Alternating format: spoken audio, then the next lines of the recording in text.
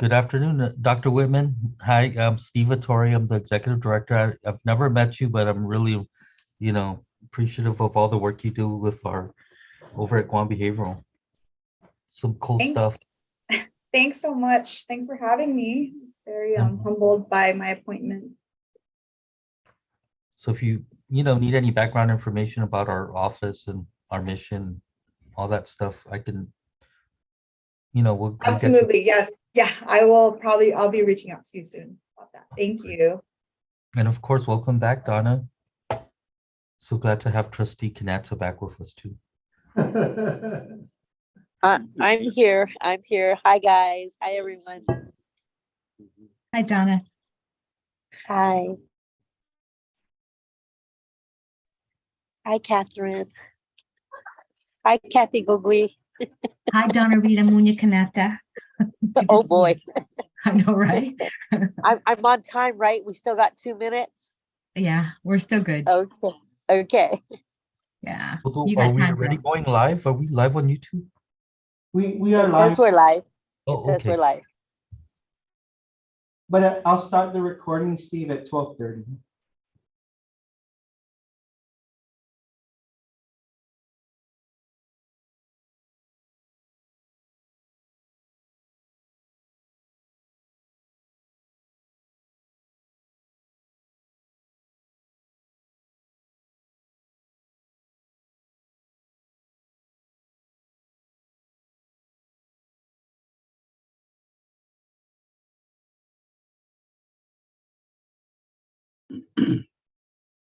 Good afternoon, everyone. Good afternoon, presiding. Good Good afternoon, sir. Your Honor. Good afternoon. How's everybody's new year so far? Okay. Yes. Be better. And welcome. Who's our newest member? Michelle. Who's the newest? Who's going to replace Attorney Cynthia, Wu? it's Huh? Christy. What was it's, that? Okay. it's Dr. Dr. Christiana Whitman. She'll introduce herself. Okay, great. Oh, I see you.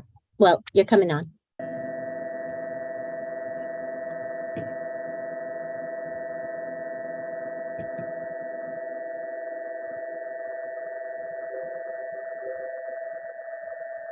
Uh-oh, that doesn't sound good.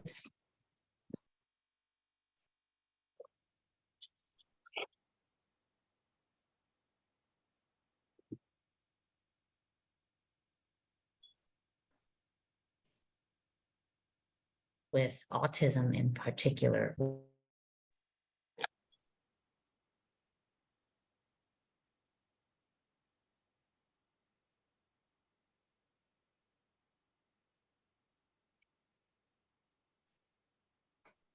I think we're just waiting for Justice Torres. He was on earlier. Chief Justice Torres.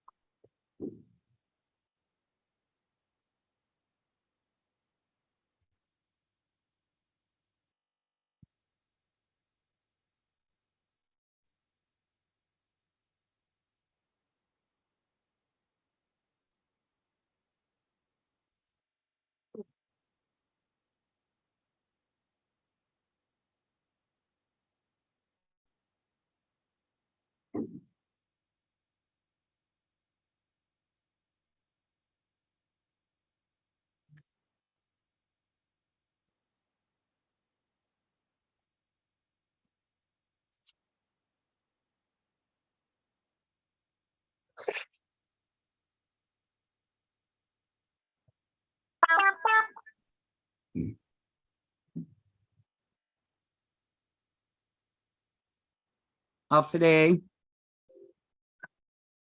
Half a day. Is everybody? We're ready to start. Sorry, I was on another meeting and I just got done, but I am on time. So the Public Defender Board of Trustees meeting, I didn't get my lunch yet though, by the way. I'll look into that.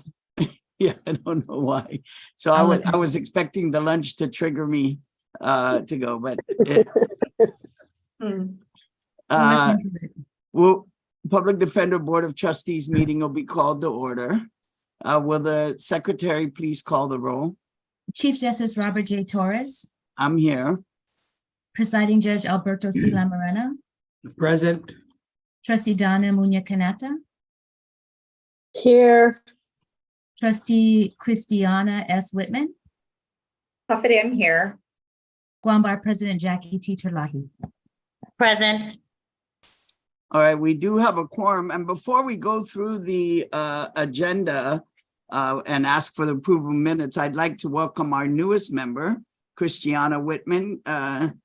Tiana, can you just give people the background, a little bit about you and the work that you're doing? And I didn't pick her because she was a Notre Dame grad, but she is a Notre Dame grad.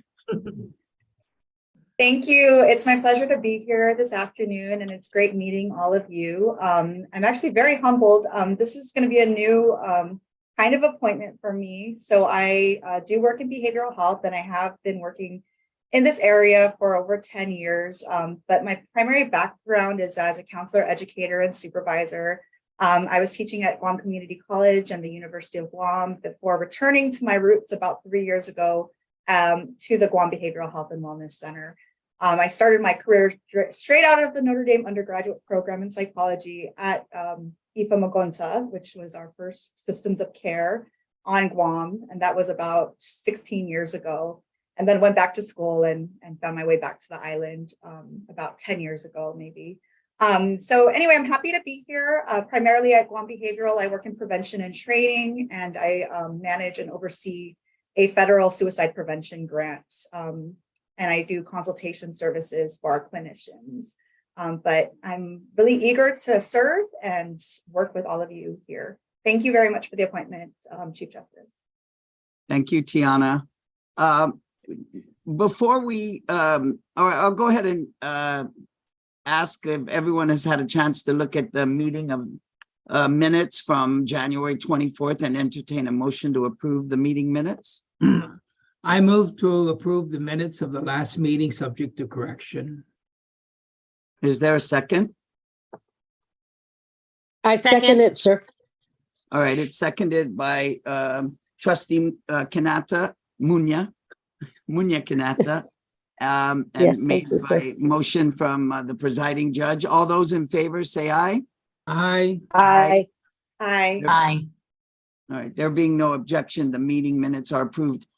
Before we go into old business, I'm going to ask if I can take the matter, if there's no objection, out of order and deal with the new business to look at the commendations for both Attorney Acube and former Chief Justice Carbolito, resolutions of the Judicial Count of the Public Defender Board, commending them for their contributions.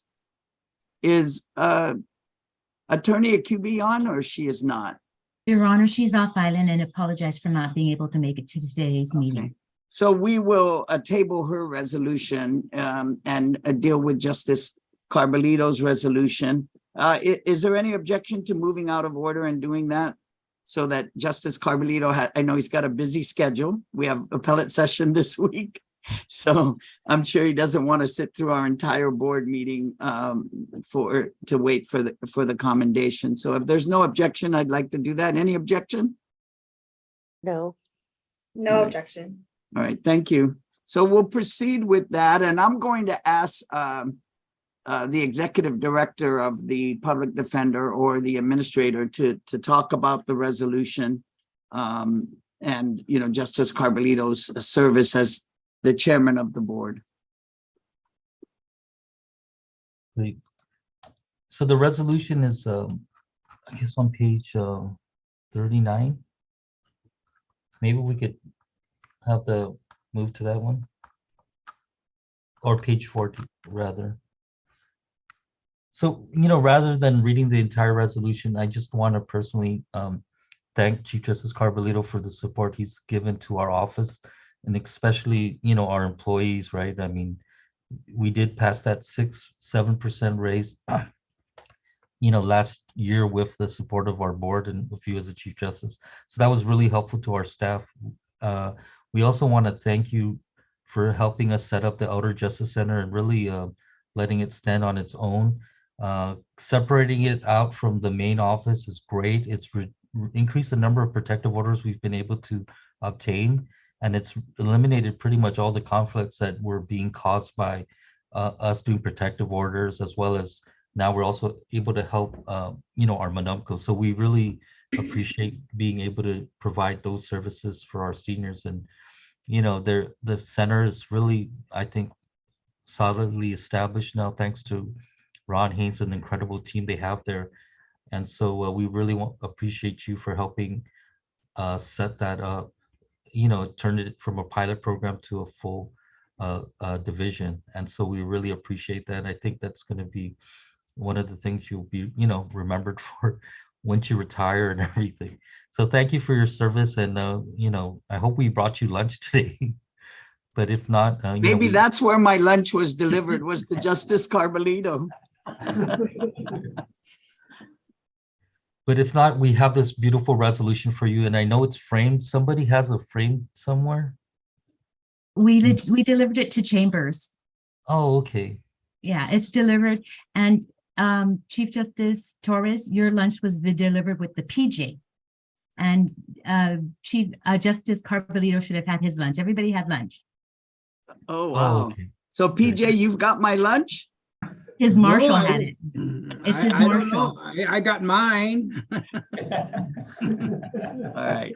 We'll figure it out. I'll get it at some point today. Well, Kathy, do you figure- want to say anything about Justice Carbolito's service? And I'll ask the other trustees who served with him if they have any comments. Your Honor, we want to thank you for being so supportive with our team. We're very grateful. You were very instrumental in allowing us to open up the Elder Justice Center, and we're so grateful for that service that we're providing our Manumco. And so thank you for your support, your continued support with our office. And we wish you well, and we'll see you in a couple of years. Okay, I'd like to also say a few words for former Chief Justice Carbolito. And I think that they figured you were on fasting because it's let Chief Justice Torres. So maybe that explains why you didn't get your lunch. But I'd like to commend Chief Justice Carbolito during his tenure. I think that when he was also the chairman of the Judicial Council, he was also chairman of the Public Defenders Services Corporation. And I like the leadership he exemplified during the COVID crisis. I think he was able to consult with the board members, with the attorneys of public defender to make sure and ensure that the rights of defendants were not violated because of the pandemic. As you know, the governor closed everything down. We were in complete lockdown, but people were still violating the law, and the board was always on top to make sure that the rights of defendants were always protected during the pandemic. And also the CJ Carbolito also was instrumental to making sure that the employees and all the patrons of public defender was safe from COVID. And it minimized the exposure that many of the employees at public defender had because of his precautions and his compliance with all the guidelines submitted by the Department of Public Health and Social Services in making sure that we were well protected from the COVID virus, and to minimize the effect that the COVID virus had on all the employees and patrons and everyone else that the public defender serves. So congratulations, Chief Justice Carbolito, on your tenure as chairman of the Public Defender's Office. And also the elderly abuse, but I think that was also mentioned by Steve and Kathy, so I won't mention that, but I acknowledge that You were instrumental in establishing that, along with Donna Kanata. Trustee Kanata? Yes, CJ Carbolito, I ditto what they said, but more importantly, I want to thank you for always having faith in me and trusting me to sit on this board to contribute what I can for not just this board, but for the people of Guam. So again, thank you for always having the faith in me, and congratulations. And I know you're going to do great things out there. I know this is not the last time we're going to talk to you. So we'll wait till we see you again. Thank you, sir. Annie, I don't know is there anything you want to contribute? And then Jackie, if there's anything before we move on. Your Honor, I'll defer to Ms. Terlahi since she's on the board. Thank you. I'll speak after her though. All right, thank you. Oh, Annie, you're so sweet. That's what I love about this board. Chief, no longer Chief. Sorry, Chief Justice Torres. I am now Hey, they say once a chief, always a chief, so it's okay. Yeah, right. No, I wanted to say Seduas Maasi to Justice Carbolito. Absolutely. I think your contribution to our board has been amazing. And I think that, the work that you all put together, between all the different chiefs that we've had over the years, that collaborative effort between that body and with our presiding judge and with our criminal indigent people, that we really, working together, you guys make an amazing team, and I'm always happy to be part of that. So Seduas Maasi. Annie? Yes, thank you. I just wanted to say thank you to former Chief Justice, but CJ always, all of you guys are always CJ.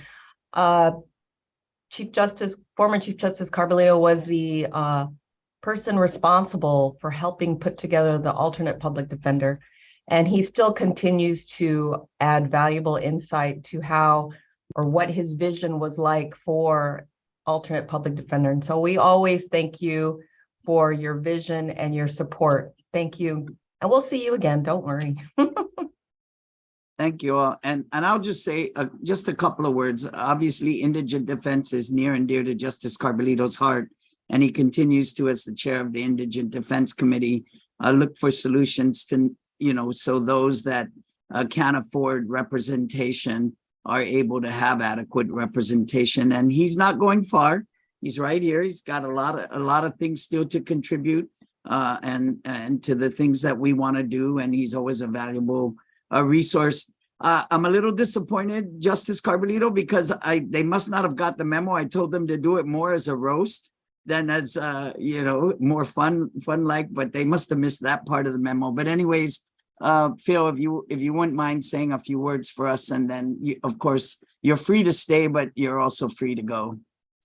Thank you, Chief Justice Torres. And let me start by congratulating the newest board member, Tiana Whitman. Your background will be a great contribution to the Board of Trustees. And, the resolution is not necessary, but it's very much appreciated. The success of the Public Defender Service Corporation is due to its management and staff.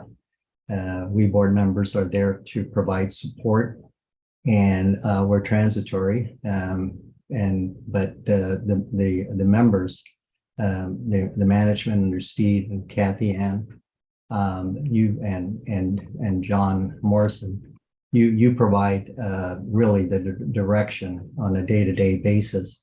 You have an excellent staff and a group of lawyers, and it's really a privilege and an honor for me to be part of the organization for the past 3 years. I thank you deeply for the recognition.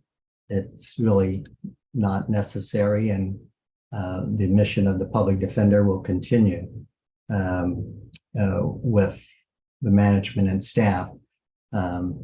Probably you need to add the presiding judge there, because he's a fixture on your board, and so his institutional knowledge is invaluable both to the public defender and of course to the judiciary. But I thank you, and I did receive my lunch, and I did get an extra pepperoni pizza, so I don't know whose pizza that. That's exactly where it was. But it's already popped up. So Kathy, I think you need to order CJ another We're- CP. Your Honor, we're on it. We already got, he'll have a fresh meal coming to him. I just 15, 20 thought it- minutes. I thought it was a bonus because I was, I stepped down, but thank you very much. I really appreciate it. And CJ, thank you for allowing me to sign off after this. We are very busy this week and preoccupied with all the work relating to our oral arguments. So I thank you very much. I am humbled and I very much appreciate all the kind words. Thank you. Thank you, Phil. I mean, I wanted to make sure, I know it's not warranted or required, but I think the work that you've done has been appreciated, and I wanted to make sure we had the opportunity to thank you. Thank you. All right. All right, we'll continue now with the agenda, and we'll now go to old business and get the financial status update. Good afternoon, Your Honor and members of the board. We have received our second February allotment release on February 16th, and PDSC is at 93%, while APD is operating at 94%. And because the allotments are released during the week of each pay period, we anticipate another release this week. On another note, JAG access to council grants expenditures as of January 31st is 17,300, leaving the encumbered and unexpended balance as of today at 9,300. Invoices were submitted and reimbursement of expenditures are a work in process. We have contacted BSP and are still waiting for their response on that matter. For the TAC and others, the STOP and ICJR funding, there are two funding sources for the domestic violence programs. The funding available from the ICJR grant as of January 31st is at 114,000 and will be used for reimbursements for the advance payments made on behalf of TAC from February to September 2023. The funding balance from STOP 2020, which I reported previously, had a balance of 3,376.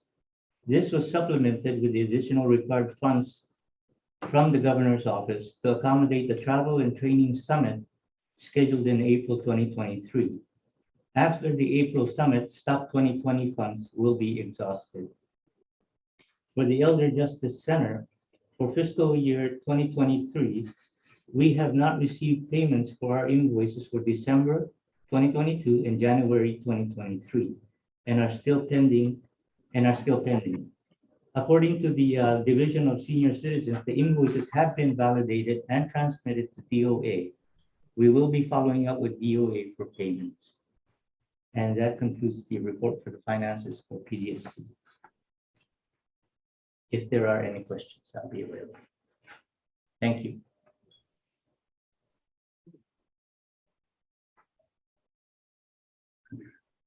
All right, thank you. Any questions for Mike? All right, there being none, we'll go to the next item, which is the report from the executive director. Okay, thank you. Also, once again, welcome aboard, Dr. Whitman, and welcome back, Trustee Kanata. So I'll expand a little more than I usually do for an executive director update, just so we can get everyone up to speed. So Mike referenced the JAG grant access to council program, and what basically that is, we got a small grant to prepare to put in a Zoom enabled computers at all the different correctional facilities that house our clients. And so we have basically two at Manila and an additional one in the female unit. We have two in Agana. We have one at DYA. And so we've been trying to work out schedules with DOC to actually meet clients through Zoom, as opposed to sometimes they have lockdown. So it helps when they're locked down because of a COVID outbreak. It's happened a couple times already. And so that's a little grant that we got. It was probably like 26,000, but it allowed us to basically service our clients more regularly. Another thing I want to mention is we're moving forward with our Sixth Amendment Center project. So the Sixth Amendment Center is it's a national organization that goes around assessing criminal defense systems across the nation. They received a grant to do one for Guam. Chief Justice Carbolito signed off on the last MOU, and Chief Justice Torres is going to allow us to continue with it.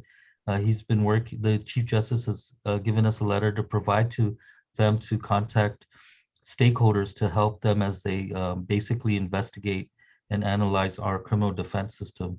I mean, they're going all the way back to like the when the PDSC was first created. So I guess they're doing a full history, and they basically look at it from our, to ensure that we're providing the kind of representation that the Sixth Amendment requires.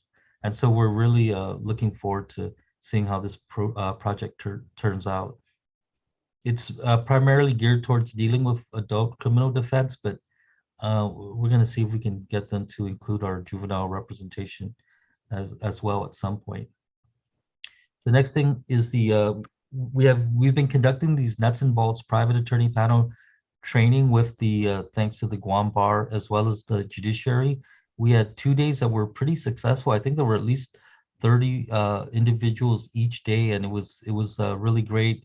Unfortunately, it was like we had to reel some guys in because it ended up being how lawyers get, right? They like to rant. So there were a couple times they had complaints, and we recorded them. We'll share them at a later date. But we want to get the private attorneys who haven't had to deal with criminal cases really since the private attorney panel was created, maybe 12, 15 years. And so a lot of them unfamiliar. And so we are using in-house expertise to help train them, get them up to speed, provide them all the necessary forms that they need to do to adequately represent their clients. And so, hopefully it'll lead to some of them joining the private attorney panel, because we really believe in the private attorney panel. I think it actually saves money because they become more efficient when they handle cases. The more they handle criminal cases, the more efficient they get. So I don't think they really ever hit the cap, the panel did, unless it went to trial. So we're hoping to help our private attorneys who want to try to do this, get up to speed. What else? We have the March 18th is the 60th anniversary of Gideon. We're planning on, celebrating Gideon versus Wainwright, the U.S. Supreme Court case, that gave us all jobs, right?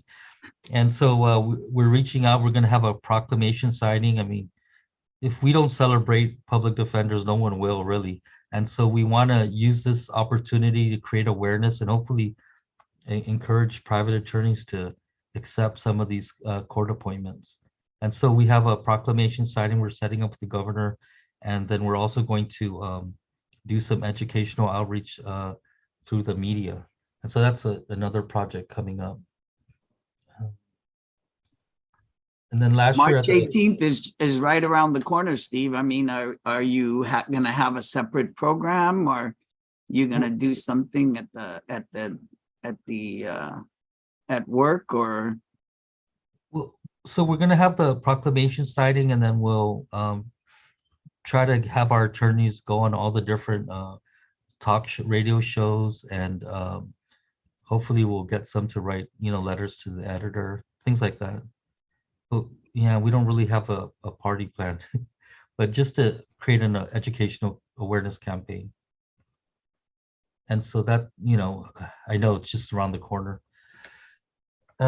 Another thing that we've been working on with the Chief Justice is putting together Criminal Defense Academy. The federal public defenders also want to partner with us on that. We have a couple trainers from the mainland that we're hoping to bring out. One will help our investigators, and one combined with the federal public defenders who will bring one trainer out. So we anticipate 2 attorney trainers and then an investigator trainer. We also want to try to build the private investigator panel. I don't think there are enough private investigators on Guam. So if we can, find some retired police officers and or retired investigators to take these cases, I think, it'll really it'll improve representation of indigent clients, but it will save the court money, right? Because right now you're having lawyers doing all the stuff for a bail motion, including interviewing, third-party custodians and all that at, at the soon-to-be rate of 140 an hour. So if we can get investigators to do that and also help them investigate cases, I think the indigent clients that are represented by the private attorney panel and private attorneys will, be well represented. I mean, to me, if I was charged with a crime, I would feel disadvantaged because both public defenders and APD, we have really great investigators that are able to track down all the loose ends that attorneys don't have time to track down. And so if we can build up the private investigator list, then we think it'll improve representation for indigents. And so that's something we're hoping to do with as part of our criminal defense academy. It looks like it's going to be in August because that's when our trainers can come out. And then the next thing is we also want to acknowledge and thank GDOE. We have with the federal programs in collaboration and with their support, we're going to be setting up a parent resource center through the School Climate, Culture, and Engagement Project.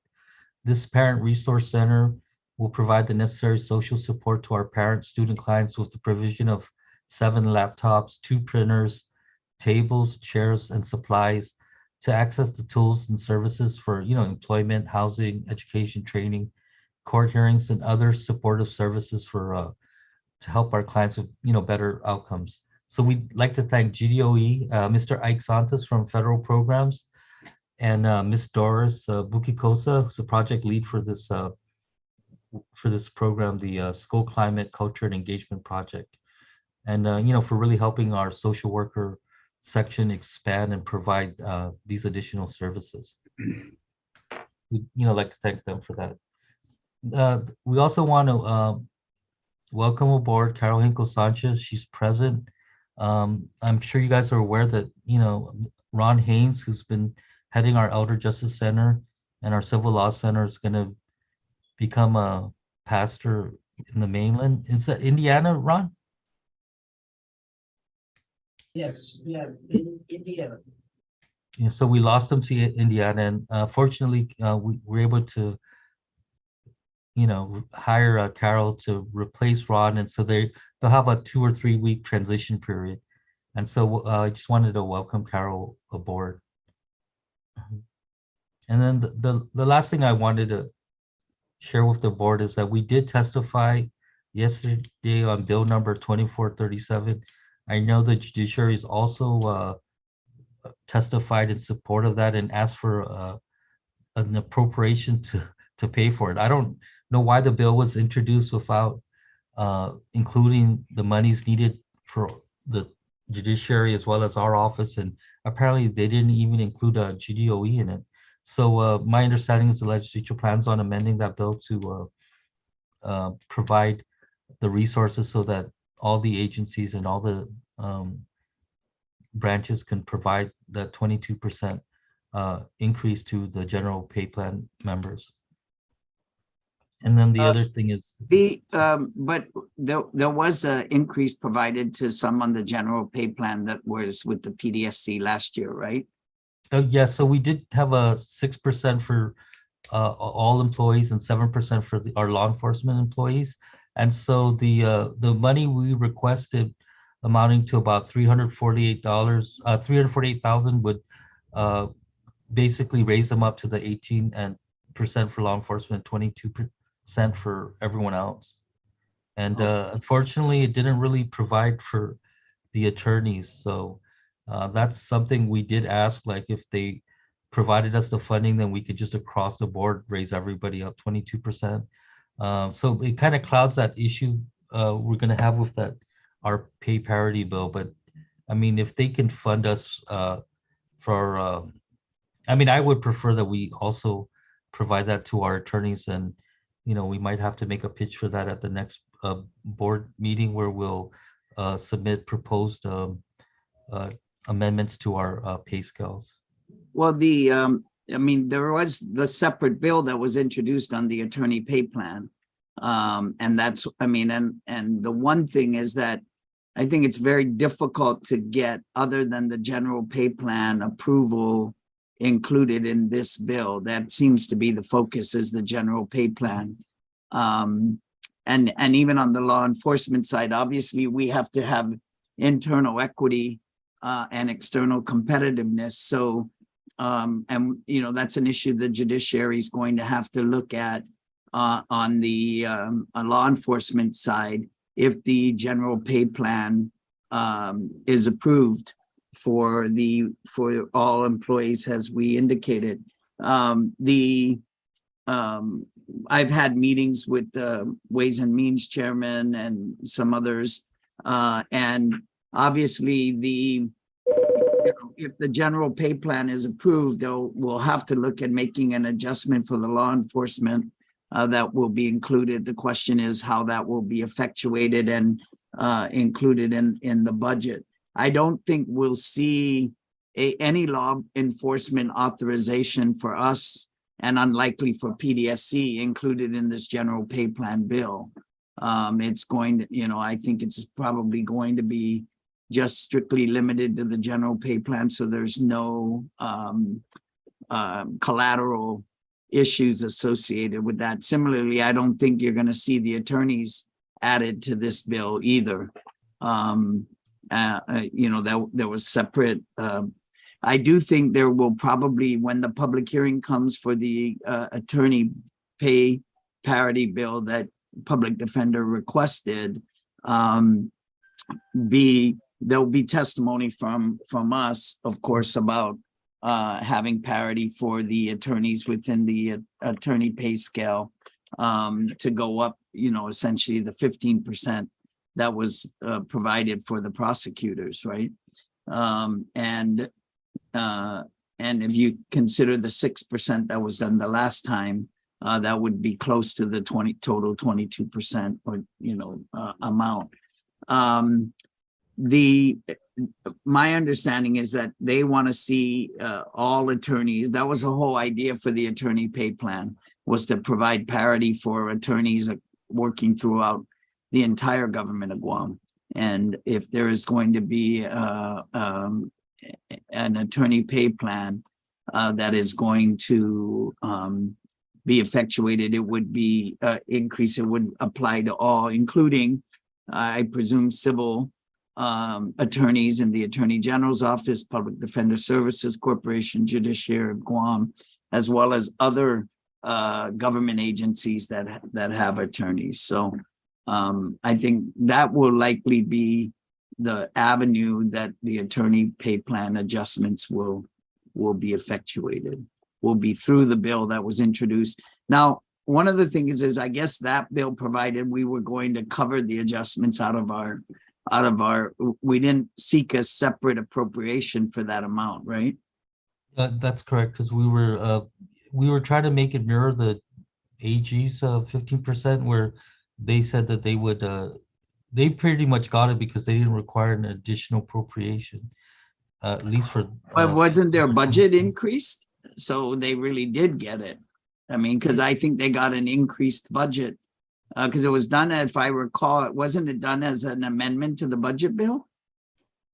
Yeah, it was kind of entertaining because so our budget got approved with a 6% increase across the board to all our employees, and then they made the pay parity argument to give it to only their attorneys at the AG's office, so their staff didn't get a 6% raise. And then there was a subsequent amendment that they like forgot about the pay parity arguments, and then they decided to give prosecutors an extra 15% after using a parity argument to get them the initial 6%. But are you saying that wasn't appropriated to them, that 15% in the budget? No, it specifically states in that the budget law that they're to use unexpended appropriations from prior years. Okay. And well, we'll see what happens when the attorney pay parity. I mean, they're you know, or the bill that you've requested comes up, because I mean, we will not have the funds, I think, to be able to absorb that money at first glance for all of our attorneys. Obviously, we have quite a number of attorneys, and I don't think it's sustainable for the entire, future without some appropriation from the legislature to make it happen. And I don't know. I think we need to examine carefully PDSC's budget amounts as we're working on our budget for submission, where how sustainable it'll be, because the raise isn't just this year, right?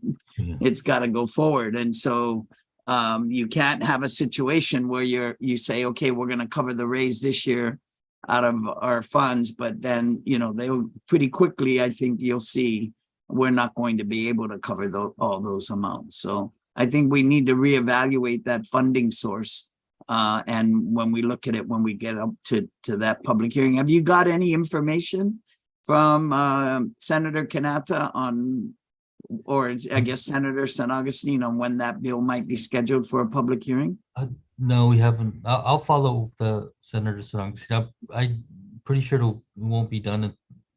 Well, I'm going to try to push that to be heard before the 60th anniversary of Gideon, because that would be a nice time. Well, I also think it's important that they have another session scheduled for the end of March.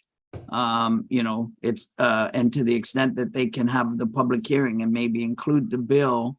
If the general pay plan is going to be effective in April, it'd be nice if we can get the attorney pay plan effective at the same time. And so I would suggest that you follow up with Senator Kanata and Senator San Augustine and see, when they can schedule a public hearing on that bill, and then, think about the testimony that we want to provide. And I would also do the numbers, Steve, in terms of, what it'll be, because I don't know what I didn't look at it carefully, but if the budget, I mean, is the bill drafted to say that we're going to absorb it completely, not only this fiscal year, but next fiscal year and all the future? Yeah, it would just mirror the AG's language, where it would use unexpended prior year appropriations, and then the raises end. No, and then it would be funded in our budget. We would make a request for that in our budget. Okay. So how long would that increase go with unexpended funds? Well, I mean, we would only really use it for this fiscal year, and then we would have to include it in our budget bill, because it's not I don't think it's a permanent. Well, so the prosecution's 15% is a permanent fix. It's actually in the Attorney General statute. So it wasn't just a budget bill line item that is effective for only 1 year. And so, I think at some point the legislature is going to have to address how long do they want to maintain that. Well, I think that's why we need to look at fixing the bill. Yeah. And because it's not clear to me that if it provides for unexpended funding to fund the pay raises, what happens when that source is no longer available? And it's not clear to me that the bill specified that would only be for 1 year. I didn't look at it that carefully, but I don't think it was that limiting. Oh, no, that's correct. It didn't specify that in future years it'll be Right. So, one could say, well, yeah, we'll give you the pay raises. You're paying for it out of your lapses. So and that's all you're going to get. And I don't think that's a realistic solution. Yeah, that's not a realistic solution. And, Yeah. I explained to them there's two ways of creating parity, right? One is to give us the pay differential, or the one is to take away the pay differential that prosecutors, for some reason, were able to secure at 11 o'clock at night amendment to a budget bill without a public hearing. And so, it's just but the net result is it makes it hard for us to fill our attorney positions, because, they're going to have to take a 15% pay cut to come here, right? And so if we can get the attorney pay scale thing through, maybe at the time that they appropriate the funds for that, they'll either will look at the this hall payment differential really, because I don't know how the prosecutors could really justify an extra 15% over what the work that we do. Well, the legislature thought it and gave it to them, and we just need to have them understand the issues associated with it. And I don't know that the strategy should be to take that away from them necessarily either. Oh, no, I know. You know, I think that, you know, with the 22% increase to the GPP, if that goes into effect, you know, and the law enforcement amount, I think we really have to look at the attorney pay scale government-wide and make adjustments. All right, any other questions for Executive Director Hattori? If not, let's hear from the APD Managing Attorney, Ms. Gill. Good afternoon, everybody. Welcome to our newest board member, Ms. Whitman. Is she there? Miss. Hi, my name is Annie Gale, and I'm the managing attorney for alternate public defender. And we have on page 11 and 12 are the stats that we had for January 2022 to the calendar year. January. The next page is the full year. I think that's what we did not have from the last board meeting. So it just shows you the way we've set up our pretrial numbers per attorney. And then at the bottom is the calendar years from 2022 to 2018. And you can see how many cases we've opened up each year. Prior board asked for the stats on public defender withdrawals, meaning public defender withdraws from a case and we get it, and what the percentage is on each one. And then the second one is APD withdrawals in general, and then how many cases we've closed. And then the earlier slide, page 11, just shows incoming for the year for January. So at the next board meeting, we'll have February and March. Well, probably, yeah, February at least. Which just shows continuing the numbers that we have. And then working from that, the other news that we have from alternate public defender is we did hire a new attorney. He's not new, he's been around. Mr. Rapadas has joined our firm, and he, for at least for the full year, he'll be doing juvenile cases. He will not be allowed to touch anything old because of his prior tenure at the Attorney General's office. But so far, he's been taking the lead on juvenile cases, mostly PINS cases in front of Judge Pro Tem Ingalls. I am involved in the training that we're doing with the Guam Bar Association, and we had this last week on Tuesday and Thursday, we did our first 2 trainings with the bar. It went a little slow the first day just because we were trying to get everybody used to it, and it went faster the second day. But I think it'll be a good training for the Guam Bar to be involved with this type of training that we're doing. I'm hoping that we'll get more people involved, but so far it's been a good I think it's been a good training tool for our members.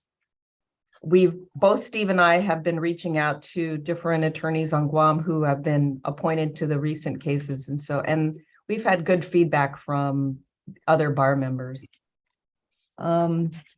That's about it. I mean, I know it's already 1:16, so I don't have anything else unless anybody has a question for me. Thank you, Your Honor. You're muted.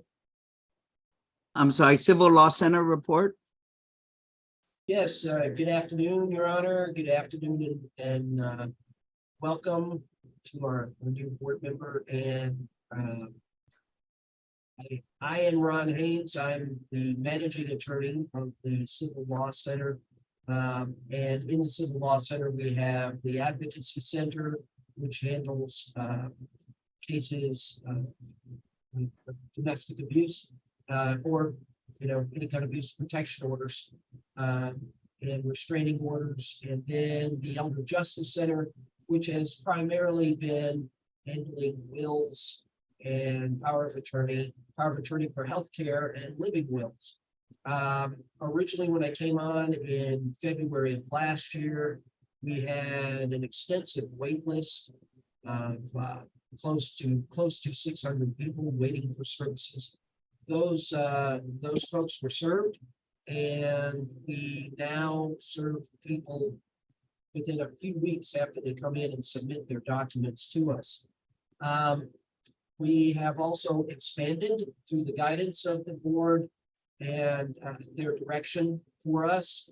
We have expanded to doing landlord-tenant eviction defense. So really defense for a tenant when there is merit in a case.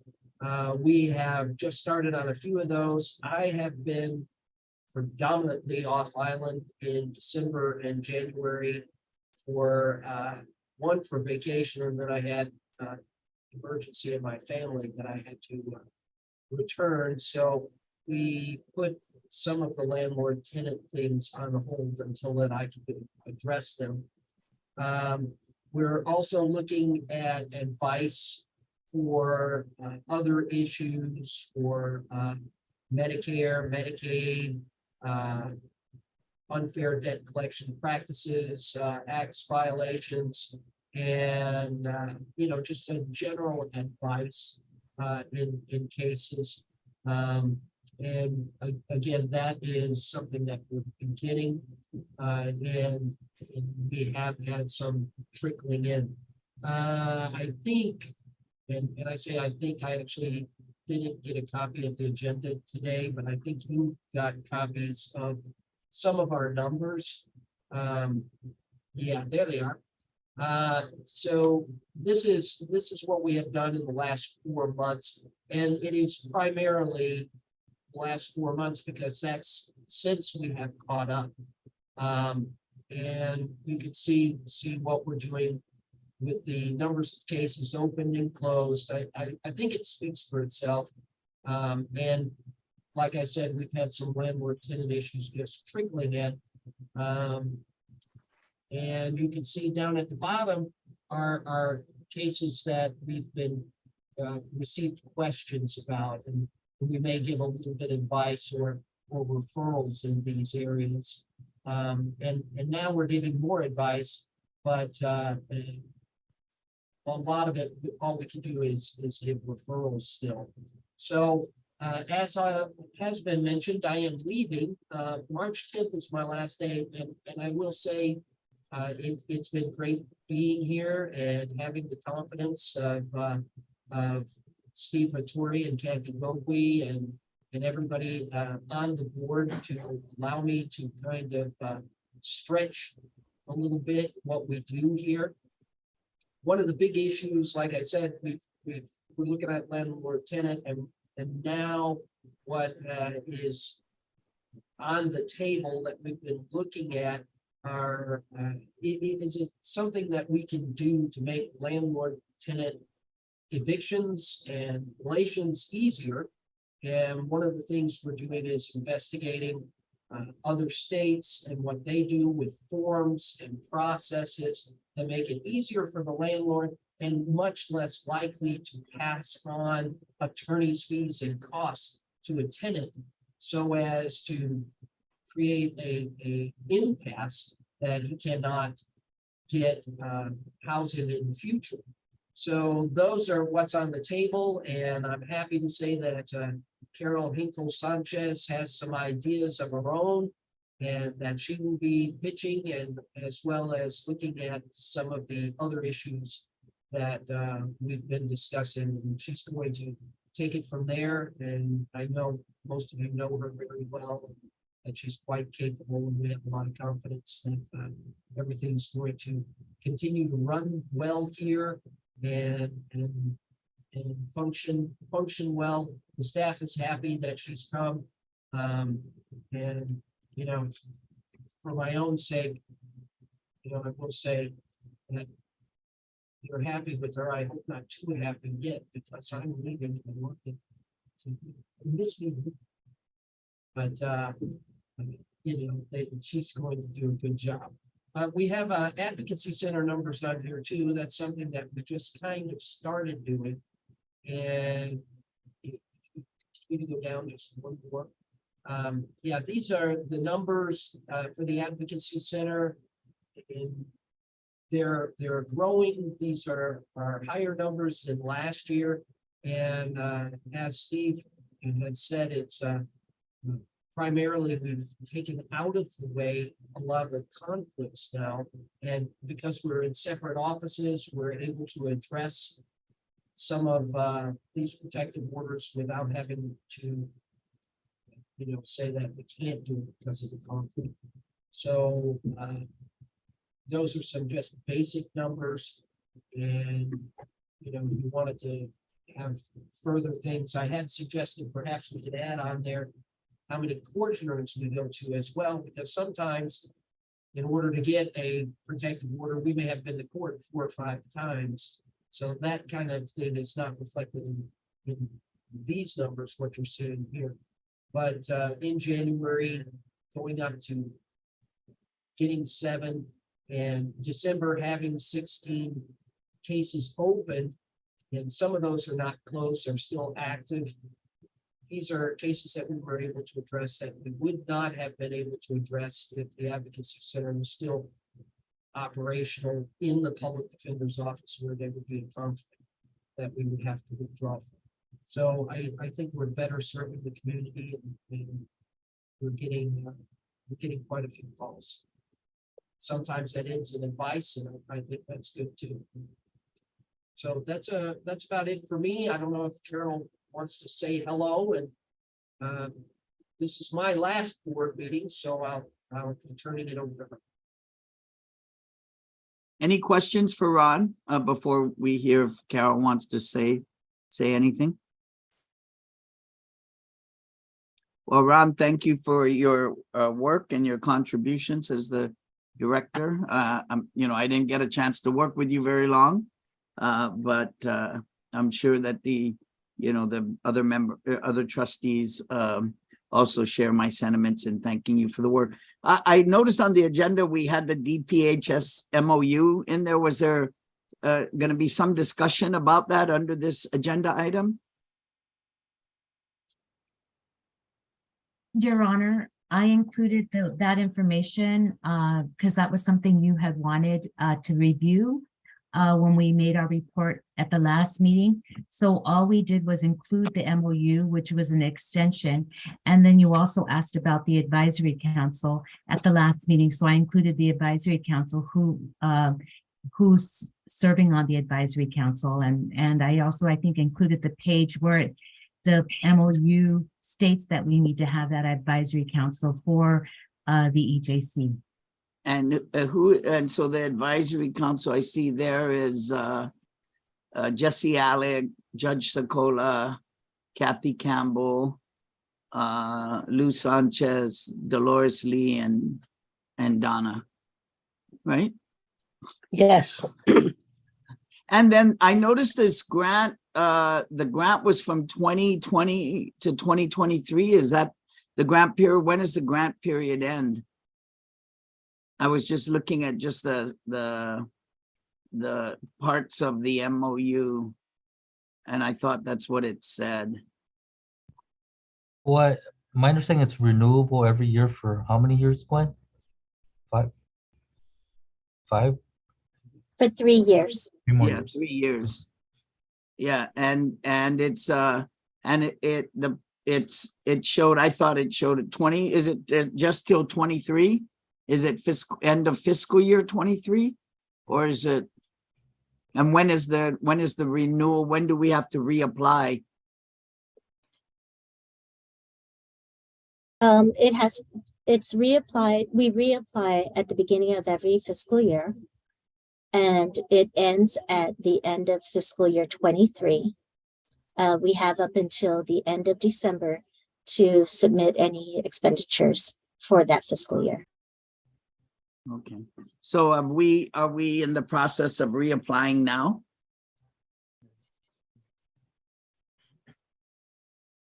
I apologize. We have the assistance of DSC. They help us with the reapplication, but yes. Okay. All right. I just want to make sure that we know the deadlines that we need to do. And what was the total grant amount last year or this year? Every year it's the same. It's 194,000. Okay. All right. Okay. Thank you. Any questions about the CLC or the grant or EJC? We already dealt with the attorney pay parity. And so the next item is the conflict of interest, SOPs, Steve, Oh, or thank- anyone? Is there an update on that? Well, basically, these are the SOPs that we're currently following. I know that we provided it as part of our board packet. And so, you know, if you guys have any questions about it, otherwise we're just gonna start implementing it. I mean, we're pretty much already following it, but we just want to have our Do you attorney. need actions from the trustees in order to do it or no? No, not really. We just want to make sure you guys, we've complied with any recommended changes you made. I know that we are just basically the main changes we're having a senior attorney or sign off on it so that there will be 2 attorneys signing off on motions to withdraw. And, you know, I mean, John's here, he'll verify that we often discuss these withdrawals at morning meetings. And so. All right. So it's more just for informational purposes. Yes. Okay, I don't think there's anything else on the agenda. We'll do QB's thing. I don't know if there's any public discussion. I think Tuesday, March 25th is actually a Saturday. So I think this is March 28th is our next meeting, not the 25th. That's correct, Your Honor. All right. All right, is there anything else? If not, can I entertain a motion to adjourn? And I did get my lunch, by the way. I flashed it, so that's why when you saw my camera going off, I was trying to sneak some bites in between.